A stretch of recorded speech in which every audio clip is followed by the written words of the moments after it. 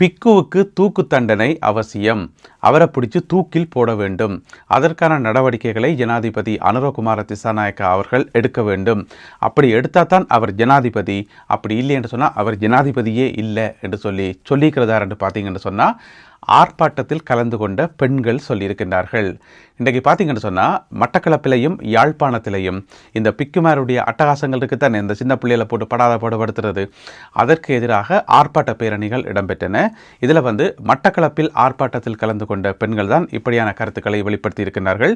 ஜனாதிபதி அனுரகுமார திசாநாயக்கா அவர்கள் இந்த விஷயத்தில் சீரியஸாக தலையிடணும். இந்த மாதிரியான பிக்குகளுக்கு தூக்கு தண்டனை அவசியம். அதுதான் அவர்களுக்கான சரியான தண்டனை. அப்படி கொடுத்தா மட்டும்தான் எதிர்காலத்தில் எங்களுடைய சின்ன பிள்ளைகள் பாதுகாப்பாக இருக்க முடியும் என்று சொல்லி மட்டக்களப்பில் இடம்பெற்ற ஆர்ப்பாட்டத்தில் கலந்து கொண்ட பெண்கள் தங்களுடைய கருத்துக்களை கோபத்துடன் வெளிப்படுத்தி இருந்தார்கள்.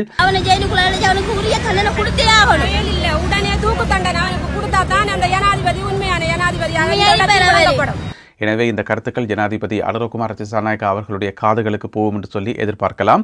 அதே நேரம் யாழ்ப்பாணத்திலும் இன்றைக்கு ஒரு ஆர்ப்பாட்டம் நடந்தது. இந்த அனுராதபுரம் அட்டமஸ்தானி பிக்கு இருக்காரு தானே, அவரை கண்டிக்கும் விதமாக. ஏனென்று சொன்னால் அவருக்கு இப்போ பிணை கொடுக்கப்பட்டிருக்கிறது. நீதி விசாரணைகள் ஒழுங்காக நடக்கிற மாதிரியே தெரியல. பிக்கு என்றதுக்காக சலுகைகள் காட்டப்படுதா என்று சொல்லி அந்த ஆர்ப்பாட்டத்தில் கலந்து கொண்ட பெண்கள் கேள்வி எழுப்பியிருந்தார்கள். அதே நேரம் இன்னும் ஒரு முக்கியமான விஷயம் மட்டும் அதில் சொல்லப்பட்டது. ஒரு சட்டத்தரணியர் ஒரு லோயர் ஒரு ஆளுக்கு, இலங்கையில் மிகவும் பிரபலமான லோயராம், சிங்கள லோயர், அவருக்கு கண்டனம் தெரிவிக்கப்பட்டது. என்னென்னு சொன்னால் அவர் என்ன சொல்லிக்க தெரியுமா, இந்த மாதிரியான சம்பவங்களும் உங்கள் அனுராதபுரம் இந்த ஏரியாக்களில் நடக்கிறது நோமல் தானே, அது காலங்காலமாக நடக்கிறது தானே என்று சொல்லி ஒரு கருத்து சொன்னவராம். அந்த பிக்குவை கண்டிப்பம் இல்லை, அல்லது அவருக்கு தண்டனை வாங்கி கொடுக்கறதுக்கு ஏதாவது நடவடிக்கை எடுப்போம் இல்லாமல் இது காலங்காலமாக நடக்கிறது தானே, வளமை தானே என்று சொல்லி யாரையும் சொல்லலாம் அப்படி என்று சொல்லி ஒரு ஊடகத்துக்கு பேட்டி கொடுத்தவராம் அந்த குறிப்பிட்ட லோயர் என்று சொல்லி. எனவே அவருக்கும் இன்றைக்கு கடுமையான கண்டனங்கள் தெரிவிக்கப்பட்டன. யாழ்ப்பாணத்தில் மேற்கொள்ள அந்த ஆர்ப்பாட்ட பேரணியின் போது இவ்வாறாக அனுராதபுரம் அட்டமஸ்தானி பல்லேகம ஹேமரத்ன தேரருக்கு எதிராக 2 ஆர்ப்பாட்ட பேரணிகள் இன்று இடம்பெற்றிருக்கின்றன. அதே நேரம் ஜனாதிபதி அனுரகுமார திசாநாயக்கா அவர்கள் ஒரு முக்கியமான விஷயம் என்று சொல்லியிருக்காரு. என்று சொன்னால் இந்த பிக்குமார் வேண்டுகோள் வைக்கணும் தானே, தங்களுக்கு என்று சொல்லி தனியாக ஒரு நீதிமன்றம் வேணும் என்று சொல்லி, சங்க நீதிமன்றம் வேணும் என்று சொல்லி. எனவே அதனை அமைத்து கொடுப்பதற்கான நடவடிக்கைகள் மேற்கொள்ளப்படும் என்று சொல்லி இன்றைக்கு ஜனாதிபதி அனுரகுமார திசாநாயக்கா அவர்கள் வாக்குறுதி வழங்கியிருக்கின்றார். என்னென்னு சொன்னால் இன்றைக்கு மாத்தறை நகரத்தில் இன்றைக்கு வெசாக் தினம் இருக்குத்தானே, அதனுடைய தொடக்க நாள் இன்றைக்கு. அப்போ அரச வெசாக் தினத்தினுடைய ஆரம்ப நாள் நிகழ்வுகள் இன்றைக்கு நடந்தது மாத்திரையில் இருக்கக்கூடிய ஒரு விகாரையில். அதில் கலந்து கொண்டு உரையாற்றியக்குள்ள தான் ஜனாதிபதி அனுரகுமார திசாநாயக்கா அவர்கள் சொல்லியிருக்கின்றார்.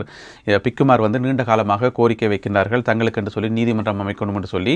எனவே அது சம்பந்தமாக நாங்கள் பரிசீலனை செய்கின்றோம், அதனை அமைப்பதற்கு முயற்சி செய்கின்றோம். அது மட்டும் இல்லாமல் பிக்குகள் சம்பந்தப்பட்ட நிறைய விஷயங்கள், சட்ட திருத்தங்கள் எல்லாத்தையும் மேற்கொள்றதுக்கு நாங்கள் தயாராக இருக்கிறோம் என்று சொல்லி ஜனாதிபதி அனுரகுமார திசாநாயக்கா அவர்கள் சொல்லியிருக்கின்றார். என்ன பிரச்சனை சொன்னால் அப்படியான நீதிமன்றங்கள் அமைக்கிறதால இன்னும் நிறைய குற்றங்கள் மூடி மறைக்கிறதுக்கான வாய்ப்புகளும் இருக்குது. இப்போ பொதுவான நீதிமன்றங்களுக்கு, வெளியில் இருக்கிற நீதிமன்றங்களுக்கு அவியல் வரைக்குள்ள கையில் கை விலங்கையும் போட்டுக்கொண்டு வெளியில் வரைக்குள்ள அது ஊடகங்களோட கவனத்தை பெறும், எல்லா ஊடகங்களையும் செய்தி வரும், எல்லாருக்கும் தெரிய வரும். இது பிக்குமாருடைய நீதிமன்றம் சொன்னால் கமுக்கமாக ரகசியமாக இல்லை, அங்கே விசாரணைகள் நடக்கும்.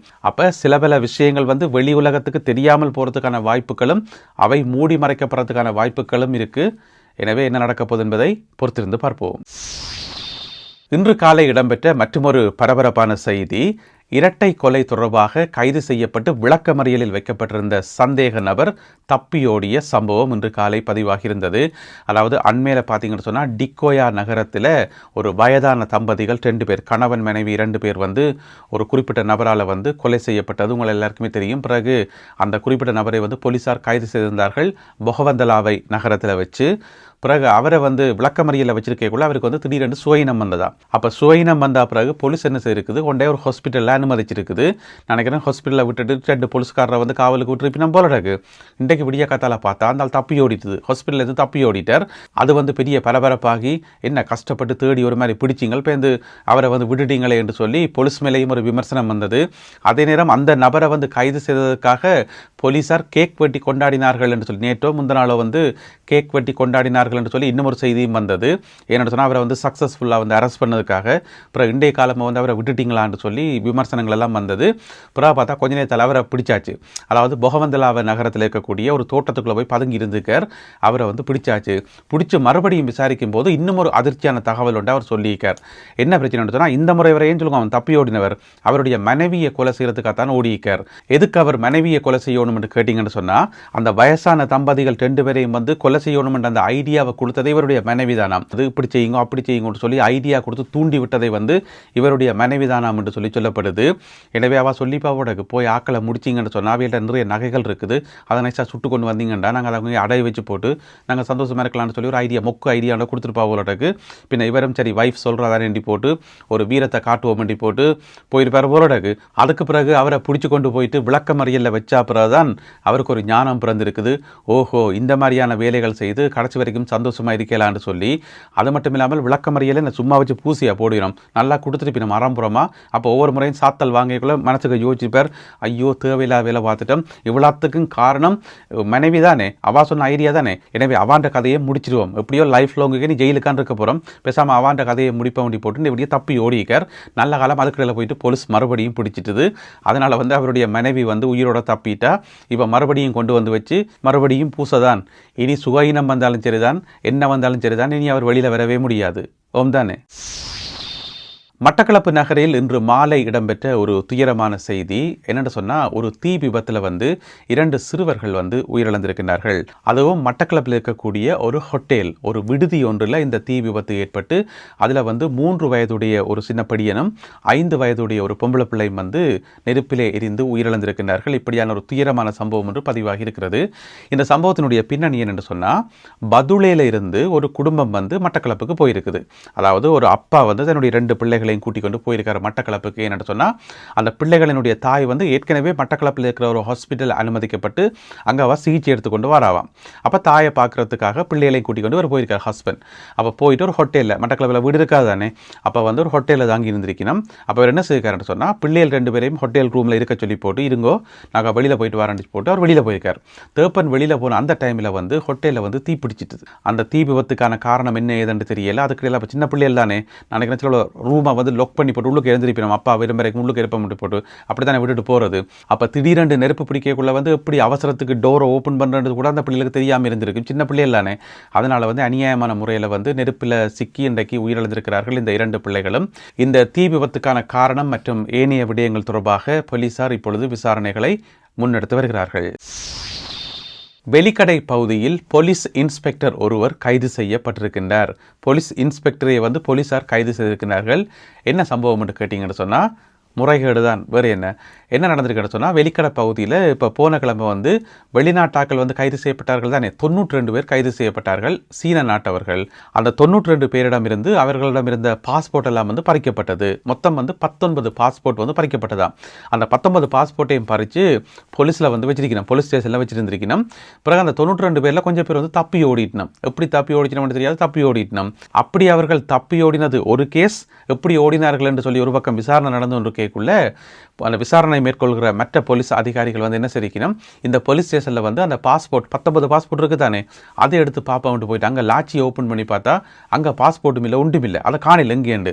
அதுக்கப்புறம் திருப்பி விசாரித்து பார்த்தா அங்கே இருக்கக்கூடிய ஒரு போலீஸ் இன்ஸ்பெக்டர் அந்த 19 பாஸ்போர்ட்டையும் வந்து அந்த சம்பந்தப்பட்ட ஆட்களுக்கு கொடுத்துருக்கார். அதுவும் வந்து சும்மா கொடுக்காமல் ஒவ்வொருத்தர்டையும் வந்து 3 லட்சம் ரூபா காசை வாங்கிட்டு பாஸ்போர்ட்டை கொடுத்துருக்கார். 19 பாஸ்போர்ட்டும் வந்து ரிலீஸ் பண்ணியாச்சு. எப்படி இருக்குன்னு சொல்லுங்க ஆகும். அதனால் வந்து விசாரணைகளை மேற்கொள்கின்ற அதிகாரிகள் போலீஸ் மா அதிபருக்கு சொல்லி, போலீஸ் மா அதிபர் சொல்லிக்க உடனடியாக ஆளை வந்து அரெஸ்ட் பண்ண சொல்லி இப்போ வந்து கைது செய்யப்பட்டிருக்கார். மிக விரைவில் நீதிமன்றத்தில் முற்படுத்தப்படுவார் என்று சொல்லி எதிர்பார்க்கப்படுகிறது. என்ன பிரச்சனைன்னு சொன்னால், ஆட்சி மாறியே இப்போ 1.5-2 வருஷமாக போகுது. புதிய அரசாங்கத்தினுடைய கொள்கை என்னன்னு சொல்லி எல்லாருக்கும் தெரியும், பொதுமக்களாகிய எங்களுக்கே தெரியும், கடுமையான கட்டுப்பாடும் லஞ்ச ஊழல் இருக்கக்கூடாதுன்னு சொல்லி. ஆனாலும் பாருங்க, இந்த போலீஸ் மட்டத்திலையும் ஒரு சில அதிகாரிகள் மட்டத்திலையும் இன்னமும் அந்த பழைய ஞாபகத்திலான் ஏதோ நாட்டின் ஜனாதிபதி கோத்தாபய ராஜபக்ச என்ற நினைப்பிலையும் ஏதோ ரணில் விக்ரமசிங்க என்ற நினைப்பிலையும் வந்து பழைய ஞாபகங்களே இருக்கணும். அதனால் இந்த மாதிரியான பிள்ளைகளை விட்டு கடைசியாக பிடிவிட்டு பொருளுக்காமல் இருக்க போயிடும். இனி போலீஸ் வேலையும் கிடையாது, ஒன்றும் கிடையாது, உள்ளுக்காமல் இருக்கணும். அடுத்ததாக இன்றைய கருத்தோவியம். இப்போ பார்த்தீங்கன்னு சொன்னால் நாட்டை வந்து பொறுப்பேற்கிறதுக்கு கனவே ரெடி ஆயிட்டோம். அதில் ஒரு ஆள் தான் வந்து இந்த சர்வஜன அதிகாரம் என்ற கட்சி இருக்கு தானே, அதனுடைய தலைவர் வந்து திலித் ஜேவீர் என்று சொல்லி இப்போ கிட்டல ஆஸ்திரேலியாவில் போய் சொன்னவர், நான் வந்து நாட்டை பொறுப்பேற்பதற்கு தயாராக இருக்கிறேன் என்று சொல்லி சொன்னவர் தானே. அப்போ அது வந்து செய்தியாக போடப்பட்டிருக்கு, ஒரு மூலையில் வந்து செய்தியாக போடப்பட்டிருக்கு. இந்த மாதிரி அவர் வந்து நாட்டை பொறுப்பேற்க போகிறாருன்னு சொல்லி திடீரென்று பார்த்தா ஒரு ஆள் வந்து வெளிக்கிட்டு வெளியில் வர கையில் ஒரு ஃபைலையும் கொண்டு அவர் யாருன்னு பார்த்தீங்கன்னு சொன்னால் அவர் தான் ரணில் விக்ரமசிங்க. அவரும் கனகாலமாக சொல்லி கொண்டிருக்கார், நாட்டை பொறுப்பேற்பதற்கு தயாராக இருக்கிறேன் சொல்லி ஒருத்தர் நாட்டை கொடுக்குற மாதிரியே தெரியல.